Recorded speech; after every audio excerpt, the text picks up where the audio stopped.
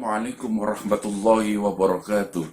Bismillah, alhamdulillah, wassalatu wassalamu ala sayyidina Muhammadin al-abdillah. La khawla wa la quwwata illa billah. Asyhadu an la ilaha illallah wahdahu la syarikalah. Wa asyhadu anna sayyidana wa nabiyyana Muhammadan abduhu wa rasulullah la nabiyya ba'da. Allahumma salli wa sallim ala hadzal nabiyil karim sayyidina wa habibina wa syafi'ina wa qurrata a'yunina wa maulana Muhammad. Allahumma salli ala nuril anwar wa siril asrar wa tiryakil akhyar wa miftahil babi yasar sayyidina Muhammadinil mukhtar wa ala alihil athhar wa ashabihil akhyar adada mani amillahi wa ifdali.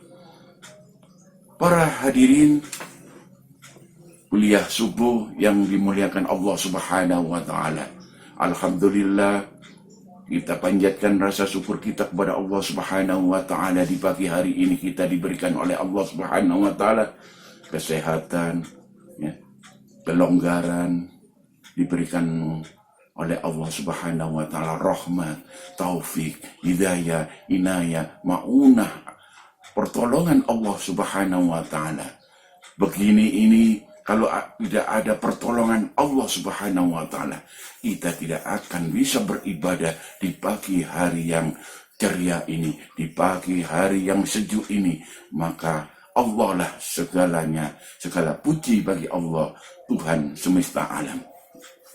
Hadirin yang dimuliakan Allah Subhanahu wa Ta'ala, kita harus bersyukur kepada Allah karena kita masih diberikan oleh Allah Subhanahu wa Ta'ala kekuatan iman, Islam, ihsan, sekaligus kekuatan daya untuk hidup, yaitu seger waras, jasmani, sehat rohani, lebih-lebih sehat dompetnya. Dompet kita jangan sampai mengalami kemerosotan, jangan sampai mengalami mengenai penyakit, kedatangan penyakit yang namanya penyakit kanker, kantong kering. Tanpa uang manusia tidak akan bisa kemana-mana, tidak akan bisa hidup yang sejahtera. Karena manusia itu perlu kesejahteraan. Para kiai perlu kesejahteraan. Orang biasa perlu kesejahteraan. Wali-wali Allah perlu kesejahteraan. Namun wali-wali Allah sudah dijamin oleh Allah, sudah diberikan rezeki yang lebih-lebih karena ketaatan beliau, karena beliau semakin bertakwa kepada Allah Subhanahu wa Ta'ala. Daya pikir mereka hanya untuk beribadah kepada Allah, mensucikan diri kepada Allah Subhanahu wa Ta'ala. Namun seperti Rasul, Nabi juga keimanannya sangat tinggi, sangat tinggi, karena ingin diberikan oleh Allah Subhanahu wa Ta'ala gelar, yaitu gelar la'allakum tattaqun. Kalau manusia seperti kita ini biasa, ya beribadah, ya bekerja, seharusnya begitu. Tidak boleh kita beribadah terus ke masjid. Banyak utang tapi kita ke masjid. Pernah ada sahabat di zaman Rasulullah SAW, waktu itu Rasul sudah meninggal, ada khulafaur rasyidin, Abi Bakri, wa Umar, wa Utsman, wa Ali. Ya. Pada waktu Khalifah Umar bin Khattab, ada sahabat setelah sholat Jumat dia beribadah terus pada Allah, lalu ditegur dan dimarahi oleh Umar. Sayyidina Umar ini keturunan orang Madura. Umar ini, assalamualaikum sahabat, diberikan salam oleh Umar bin Khattab. Sahabat itu, waalaikumsalam ya Khalifah. Ada apa ya Khalifah? Sahabat, kamu tidak bekerja? Kamu tidak bekerja? Sampai 3 kali, kamu tidak bekerja. Kalau setelah beribadah kepada Allah, sholat Jumat, kembali kita bekerja. Karena harus imbang. Keseimbangan hidup ini, ya beribadah, ya mencari nafkah. Kamu tidak mencari nafkah. Tidak, sahabat, saya ini banyak hutangnya. Saya ini harus mendekatkan diri kepada Allah Subhanahu wa taala. Hei sahabat, itu jawaban yang salah. Itu jawaban yang tidak benar. Yang benar adalah kamu bekerja semaksimal mungkin, sekuat tenaga kamu, lalu kamu bisa mendapatkan hasil, dan hasil itu kamu bayar utang kepada yang bersangkutan. Itu, jangan beribadah begini, tidak bisa. Allah tidak akan menurunkan langsung uang dari langit, tidak bisa, kecuali Nabi Isa alaihissalam minta kepada Allah Subhanahu wa taala makanan, sebuah makanan langsung turun dari langit. Ini adalah mukjizatnya Nabi Isa alaihi salam. Kalau kamu orang biasa tidak bisa, ya, tidak bisa, karena tidak ada kewalian, tidak ada kenabian, tidak diberikan mukjizat oleh Allah, tidak diberikan kelebihan oleh Allah Subhanahu wa taala. Tapi kalau Nabi dan Rasul dan para wali-waliullah diberikan karomah, diberikan ilham oleh Allah Subhanahu wa taala, itu merupakan sebuah kelebihan dan sebuah yang namanya berkah, keberkahan karena ketakwaan beliau, hadiah, bonus oleh Allah Subhanahu wa taala. Hadirin yang dimuliakan Allah Subhanahu wa taala, yang kedua, sholawat serta salam mari kita curahkan kepada Nabiullah Muhammad sallallahu alaihi wasallam. Beliau adalah keturunan dari orang yang tidak mampu, orang yang nggak punya. Sayyid Abdullah meninggalkan beliau ketika di perut ibunya, di dalam perut ibunya, umur 2 bulan di perutnya ibunda Siti Aminah. Setelah itu beliau lahir di Mekah, kota Mekah. Kenapa dilahirkan oleh Allah Subhanahu wa taala? Dilahirkan ibunya Siti Aminah di kota Mekah. Ini adalah atas perintah Allah Subhanahu wa taala, atas izin Allah Subhanahu wa taala, takdir Allah dan qada Allah Subhanahu wa ta'ala. Karena di saat itu kota Mekah merupakan kota yang bermasalah, banyak masalah, yaitu ada kaum kafir yang namanya kafir Zahiliyah, zaman kebodohan. Rasulullah Shallallahu Alaihi Wasallam dilahirkan di kota Mekah, sudah ada peristiwa yang bersejarah menerangkan ada sebuah raja Abraha yang akan menghancurkan Ka'bah berserta pengikutnya, tentaranya bergajah, akan menghancurkan Ka'bah Baitullah yang dibangun oleh Nabi Ibrahim alaihissalam dan Nabi Ismail alaihissalam. Sebuah kenang-kenangan dari bersejarah Nabi Ibrahim dan Nabi Ismail alaihissalam. Maka ada tentara bergajah dirajai oleh Raja Abraha. Namun Allah Subhanahu wa ta'ala tidak mengizinkan. Allah Subhanahu wa ta'ala mengirim tentaranya burung ababil, membawa batu-batu kecil dari neraka, dan dihancurkan Raja Abraha berserta pengikutnya. Bala tentaranya dihancurkan oleh Allah Subhanahu wa ta'ala melalui burung ababil, burung yang ditugaskan oleh Allah Subhanahu wa ta'ala, dan dia membawa kerikil-kerikil kecil, batu dari neraka. Dihancurkan Raja Abraha berserta pengikutnya menjadi seperti daun dimakan ulat, lubang-lubang. Akhirnya semuanya hancur. Akhirnya Ka'bah berhasil diselamatkan oleh Allah Subhanahu wa ta'ala. Hadirin yang dimuliakan Allah Subhanahu wa Ta'ala. Kafir ada 3 macam: kafir jahiliyah, kafir Quraisy, kafir Jimmi, dan kafir-kafir yang lainnya banyak. Kafir jahiliyah adalah kafir yang kebodohan, dalam arti tidak bodoh ilmunya, karena Allah Subhanahu wa Ta'ala cinta kepada Bani Israel. Orang-orang Bani Israel itu dicintai oleh Allah Subhanahu wa Ta'ala. Sampai di dalam Al-Quran banyak ya keterangan, ya Bani Israel. Nah, ini dicintai oleh Allah Subhanahu wa Ta'ala. Bani Israel dengan ilmunya yang sangat tinggi, namun tidak bertakwa kepada Allah Subhanahu wa Ta'ala. Dia murtad, tidak beragama Islam, namun beliau beragama Yahudi, Nasrani, Majusi. Ya, nah ini di zaman jahiliyah itu ada kafir jahiliyah, kafir Quraisy. Kafir Quraisy itu sudah ada sebelum Rasulullah SAW dilahirkan, itu sudah ada kaum Quraisy. Senangnya orang kaum Quraisy, kafir Quraisy itu senangnya adalah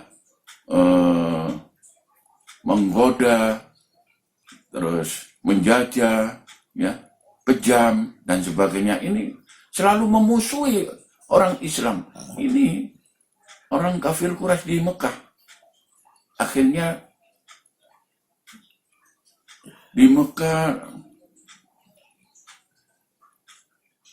10 tahun Rasulullah Shallallahu Alaihi Wasallam, ya, akhirnya hijrah di Madinah 13 tahun. Dari 23 tahun Rasulullah Shallallahu Alaihi Wasallam ini memperjuangkan agama Islam. Ketika Rasulullah Shallallahu Alaihi Wasallam berumur 6 tahun sudah ditinggal oleh sang ibunya, yaitu Siti Aminah, ibundanya. Ini sedih lagi Rasulullah. Nah, diasuh oleh pamannya Abu Thalib. Abu Thalib meninggal, diasuh oleh kakeknya Abdul Muthalib. Abdul Muthalib dan Abu Thalib itu, Abu Thalib pamannya, nah, ketika masih hidup Rasul umur 9 tahun diajak untuk berdagang. Rasulullah mengembala kambing umur 9 tahun. Nah, 9 tahun terus terakhir remaja, beliau sudah menjadi bisnismen, perniagaan, ya, perniagaan lintas negara dari Arab ke negeri Syria, ke Syam. Dia sudah canggih berdagang karena kejujuran mereka, karena beliau Rasulullah jujur, sangat jujur untuk berdagang. Kalau dagang Rasulullah caranya begini, sarung ini harganya 20.000, ini ada yang 50.000, yang 20.000 ini agak sobek sedikit, yang 50.000 ini utuh, ya masih utuh, tidak ada yang sobek, tidak ada yang cacat. Itu cara berdagang Rasulullah. Dan menimbang Rasulullah diberikan timbangannya dipenuhi, agak mantap, jangan dikurangi. Kalau sekarang Masya Allah, ya orang-orang, ya penjual pedagang di pasar itu, kalau memang ibadahnya orang-orang dagang di pasar itu adalah dia menimbang dengan benar, itu ibadahnya yang paling bagus. Jangan mengurangi timbangan, karena nanti ada yang namanya yaumil mizan, yaitu yaumil mizan yang artinya timbangan suatu amal. Nanti Allah Subhanahu wa Ta'ala yang menimbang di yaumil kiamat nanti. Yang memeriksa adalah Allah Subhanahu wa Ta'ala. Yaumil mizan, ditimbang amal manusia, hambanya, amal hambanya yang mana, yang banyak, yang berat ketakwaannya, apa kemaksiatannya. Nah, ini nanti ditimbang oleh Allah Subhanahu wa Ta'ala di yaumil mizan. Hadirin yang dimuliakan Allah Subhanahu wa Ta'ala, ya, umur 9 tahun Rasul sudah berniaga lintas negara antara Arab, Saudi Arabia dan Syria ke Syam. Umur 25 tahun, ya, ini Rasulullah Shallallahu Alaihi Wasallam akhirnya remaja itu ikut majikan, ya, janda yaitu Sayyidatul Siti Khadijah. Siti Khadijah janda ini majikannya Rasulullah SAW. Dan umur 25 tahun Rasul menikah dengan majikannya sendiri. Karena majikannya simpati. Karena majikannya senang melihat perilaku dan akhlak Rasulullah SAW, sehingga Khadijah tertarik, simpati, ya, dia menikah dengan Rasulullah umur 40 tahun. Sebelumnya Khadijah itu sudah tahu kalau pada waktu Kanjeng Nabi Muhammad SAW lahir itu, Khadijah mengetahui kelahiran Rasul. Pada waktu Khadijah umur 15 tahun, Rasulullah SAW baru lahir. Dan seandainya, kata Khadijah, seandainya saya lahirnya bersama Nabi Muhammad SAW, saya nanti menjadi istrinya Rasulullah. Ingin menjadi istrinya Rasulullah. Nah, jadi Khadijah itu umur 15 sudah cinta kepada Rasul, baru lahir Rasulullah SAW. Tahu persis kelahiran Rasulullah SAW. Akhirnya umur 40 tahun Siti Khadijah dan Rasulullah umur 25 tahun menikah dengan saudagar janda, kaya, raya, dan cantik. Meskipun Siti Khadijah umur 40 tahun, namun dijaga oleh Allah Subhanahu wa Ta'ala kecantikannya. Tubuhnya dijaga oleh Allah Subhanahu wa Ta'ala seperti umur 23 tahun. Hadirin yang dimuliakan Allah Subhanahu wa Ta'ala, ada kafir Jimmi. Kafir Jimmi ini tidak mau menggoda, tidak mau mengganggu kaum muslimin, tidak mau memerangi kaum muslimin, tidak mau berperang kepada kaum muslimin. Nah, jadi kafir Jimmi ini kafir yang damai. Kafir damai. Hadirin yang dimuliakan Allah Subhanahu wa Ta'ala, tonton ya YouTube saya ini sudah YouTube internasional. Insya Allah sedunia melihat saya, ya, melihat tayangan saya ini. Tidak main-main, YouTube internasional channelnya ini, ya. Kiai Sukses, Kiai Sulap dari Surabaya, Jawa Timur. Aslinya sekarang saya berada di Jawa Tengah, Temanggung, ya, di Magelang. Sementara ini di daerah Jawa Tengah, Magelang, Temanggung, Kabupaten Temanggung. Hadirin yang dimuliakan Allah Subhanahu wa Ta'ala, ini ada berita yang masih hangat. Berita ini mengenai Palestina dan Israel.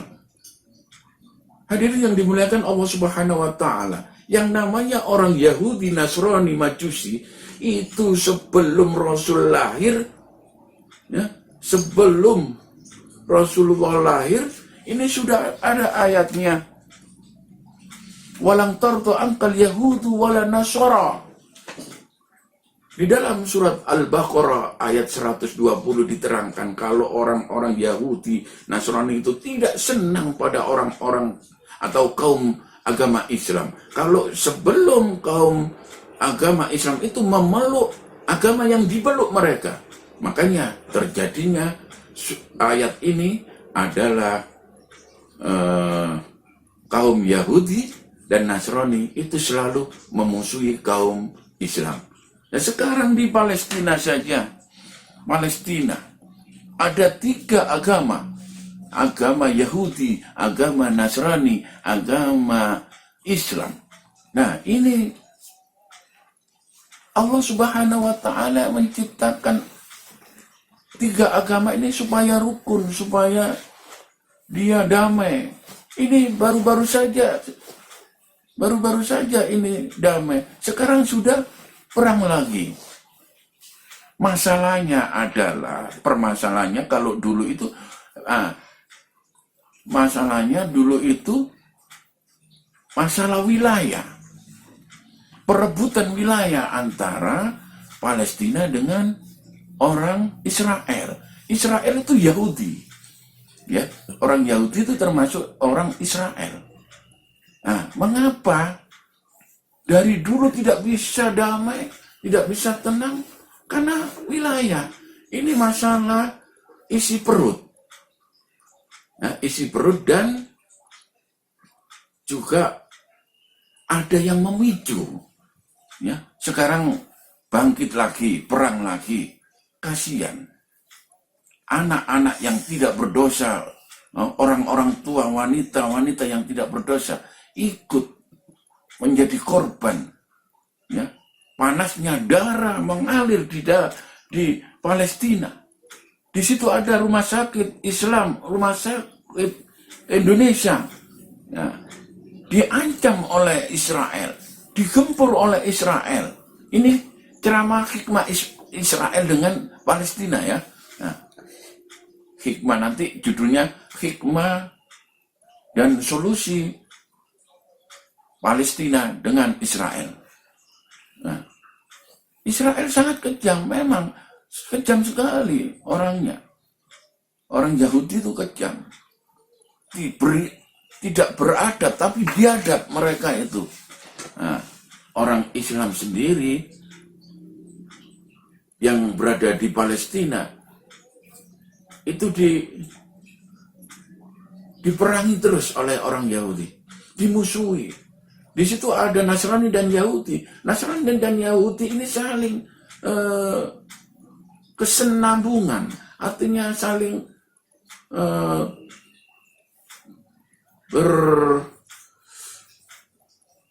bersahabat mereka, bersahabat dengan Yahudi Nasrani ini udah. Nah, kaum Islam dimusuhi terus. Tapi Allah Subhanahu wa Ta'ala Maha Kuasa, Maha Melihat, Maha segala di atas Maha Bijaksana, Maha Kuasa, Maha Esa, dan sebagainya. Ini tergantung Allah Subhanahu wa Ta'ala. Kita ambil hikmahnya. Hikmah daripada peperangan antara Israel dengan Palestina. Kasihan. Palestina ini termasuk saudara-saudara kita orang Islam. Bahkan orang Israel ini menanamkan saham di Indonesia seperti ya perusahaan air mineral Aqua. Itu dia menanam saham di Indonesia. Sebenarnya Aqua ini tidak haram air ini. Air yang diciptakan oleh Allah Subhanahu wa Ta'ala untuk minum, untuk mandi, untuk cuci-cuci, untuk berwudu dan sebagainya. Kan halal. Ada berapa air itu yang boleh untuk berwudu, untuk diminum, untuk dijadikan mandi. Kan ini halal sebenarnya. Yang akhirnya karena ini para umarok dan ulama, ya, umarok ini yang bertanggung jawab sebenarnya, dan ulama, ya, ulama jangan terlalu keras membuat fatwa, ya, karena ini mengenai politik. Ini ada unsur-unsur politik dan ada juga yang memicu. Israel itu ada kemungkinan besar didalangi oleh orientalis Barat. Belakang-belakangnya Israel adalah orientalis Barat. Ini berbahaya sekali. Tidak ada hujan, tidak ada mendung, tidak ada cuaca yang mendung, tapi ada sebuah peperangan. Apa ini tetap mengambil wilayah Palestina, perebutan wilayah Palestina? Karena di situ banyak ya sumber-sumber minyak itu sangat banyak di Timur Tengah itu banyak sekali. Nah, akhirnya saham mereka menanamkan saham di negara Indonesia seperti Unilever, beberapa macam produk, Garnier dan sebagainya, terus Pepsodent, sabun. Ini kan Allah Subhanahu wa Ta'ala yang menciptakan alam semesta ini untuk berpikir, diberikan ilmu kepada orang-orang Yahudi dan Nasrani, Majusi, ini yang pinter membuat bahan-bahan pensuci. Seperti hadis Rasulullah Shallallahu Alaihi Wasallam, an-nadhafatu minal iman. Ini dari Rasul. Diriwayatkan oleh Imam Muslim dan Imam Bukhari Muslim, sanadnya yang sangat bagus, sah dari Rasulullah SAW langsung Bukhari Muslim, Imam Bukhari dan Imam Muslim, sanadnya sangat kuat dan hadis ini merupakan hadis yang sahih. Hanya Rasulullah memberikan an-nadhafatu minal iman, kebersihan itu sebagian daripada iman. Namun apa yang bisa menjadi bersih tubuh kita? Nah, pakai apa? Ini tidak tahu umat Islam. Yang diberikan oleh ilmu yang tinggi adalah ya Bani Israel. Allah Subhanahu wa Ta'ala mencintai Bani Israel, diberikan kelebihan ilmu yang tinggi, namun akhlaknya ini yang merosot. Makanya dikatakan zaman jahiliyah. Dan sekarang timbul jahiliyah modern. Nah, ini HP, Android dan sebagainya. Ini termasuk dijajah oleh orientalis barat kita ini. Anak-anak kita bagaimana bangsa kita? Bagaimana dengan adanya teknologi digital dan sebagainya? Nah, ini perlu. Maka harus dibentengi dengan keimanan. Hadirin yang dimuliakan Allah Subhanahu wa Ta'ala, saham yang ditanam di negara Indonesia, kalau fatwanya MUI, Majelis Ulama Indonesia, barang-barangnya yang mengandung dari Israel, orang-orang Israel, difatwakan, diboikot oleh MUI, Majelis Ulama Indonesia, haram. Nah, ini haram. Dan saya belum setuju mengenai mengharamkan barang-barang yang produk Indonesia. Hanya saja ini masalah politik, masalah Israel menanam sahamnya mereka semuanya. Dan yang namanya air kan halal. Dan semua yang di produk-produk diharamkan oleh MUI ini, itu kan sudah dicap oleh MUI, distempel oleh MUI, Majelis Ulama Indonesia itu halal. Nah, sekarang kenapa diharamkan? Begitu permasalahannya. Tanda tanyanya di situ. Nah, solusinya saya, umat Islam, termasuk saudara-saudara kita yang di Palestina, termasuk Islam, kita berdoa kepada Allah Subhanahu wa Ta'ala. Mudah-mudahan dihentikan oleh Allah Subhanahu wa Ta'ala peperangan ini dan diberikan kedamaian oleh Allah Subhanahu wa Ta'ala. Amin, Allahumma amin. Diselamatkan umat Islam semuanya oleh Allah Subhanahu wa Ta'ala melalui malaikat-malaikat Allah Subhanahu wa Ta'ala. Hadirin yang dimuliakan Allah Subhanahu wa Ta'ala.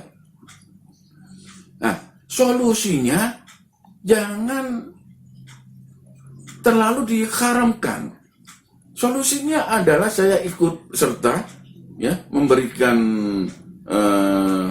komentar terhadap Majelis Ulama Indonesia yang terhormat sebagai ulama dan juga umara para pemerintahan. Ini umara dan ulama harus bersatu. Solusinya dicabut aja saham-saham yang ada di Indonesia ini, seperti di Unilever, di Aqua, pabrik Aqua, dipindah, semuanya dikembalikan. Syukur-syukur ada orang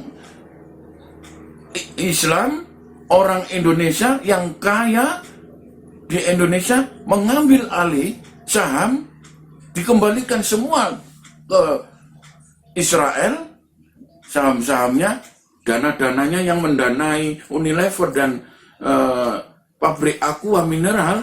Nah, sampai sekarang sudah diboikot Aqua, jadi haram. Orang-orang takut. Orang Islam itu mau minum air halal itu tidak mau beli sekarang. Akhirnya sepi. Kalau sepi, bagaimana nantinya? Majelis Ulama Indonesia mau menanggung jawab, bertanggung jawab kepada orang-orang yang di PHK, berapa juta yang akan dirumahkan. Ini sudah ada keterangan jebolan saya, ini 1,4 juta yang akan PHK, yang akan berhenti untuk bekerja. Nanti bagaimana anak-anaknya? Anak-anaknya, dia punya anak, punya penghasilan dari pabrik Aqua atau Unilever, terus dia berhenti, tidak bekerja, hanya dikasih pesangon, pesangonnya habis, terus tidak bekerja, anaknya tidak bisa melanjutkan sekolah, jadi bodoh semua, anak bangsa kita bodoh semua, maka akan dijajah oleh negara-negara lain, orientalis barat, akan menjajah lagi, seperti sebelum tahun 45 kita merdeka, dijajah oleh Belanda 350 tahun. Bagaimana nasibnya anak bangsa kita? Kita lihat di Ethiopia saja, sangat sulit untuk makan saja, sulit, bahkan masih mentah dimakan. Nah ini, apakah minta begitu anak-anak bangsa Indonesia kepada yang terhormat Majelis Ulama Indonesia? Ya, kita cari orang-orang jutawan, orang-orang yang kapitalisme, yang mempunyai saham atau yang mempunyai kekayaan untuk mengganti sahamnya Israel di Unilever dan mengganti sahamnya di Aqua, pabrik Aqua di daerah Pandaan, dikembalikan ke sana, biar nanti kita ganti merek Indonesia. Nah, maksudnya sahamnya orang Indonesia. Beres. Ini solusi yang pertama. Supaya apa? Supaya tidak ada rencana untuk PHK yang besar. Pengangguran semakin banyak. Bapak Presiden Republik Indonesia saja, Bapak Haji Jokowi Dodo, ini meringankan rakyat Indonesia supaya jangan sampai banyak pengangguran.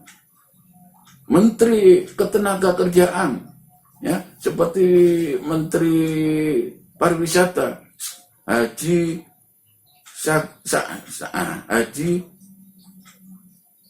Sandi, Menteri Sandi Aga Uno, Solehuddin Uno, Solehuddin, supaya tidak ada pengangguran, dia berusaha menciptakan karya-karya. Bapak Sandiaga Uno ini, kalau sudah MUI memberikan fatwa yang secara keras terhadap negara Indonesia, apalagi negara Indonesia ini merupakan mayoritas Islam, banyak yang bekerja di instansi Unilever, ini produknya sangat banyak Pak ini Pak. Kalau diharamkan semuanya, Masya Allah ini ya. Ini saya saja nanti tidak bisa gosok gigi. Ya Ciptaden saya tidak cocok.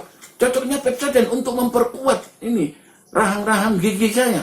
Nah saya kalau tidak pakai Pepsodent, kalau diharamkan bagaimana? Tidak sikatan. Terus kita bicara, ceramah, ya, tausiah, madhatun hasanah, kok kiainya baunya badek, baunya mulutnya kok bau, padahal Islam an-nadhafatu minal iman, kebersihan, menjaga, siwak, harus siwaan. Nah siwak pakai pasta gigi yang namanya Pepsodent, saya cocoknya Pepsodent, yang lainnya enggak cocok. Kalau saya pakai yang lain terus sakit, terus gigi saya merotoli, ya, terus dimakan urat, saya ompong, akhirnya lama-lama tidak bisa makan daging, namanya gulai, sate kambing, tidak bisa.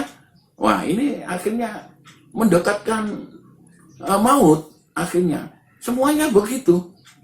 Oleh karena itu solusinya begitu, ya, yang terhormat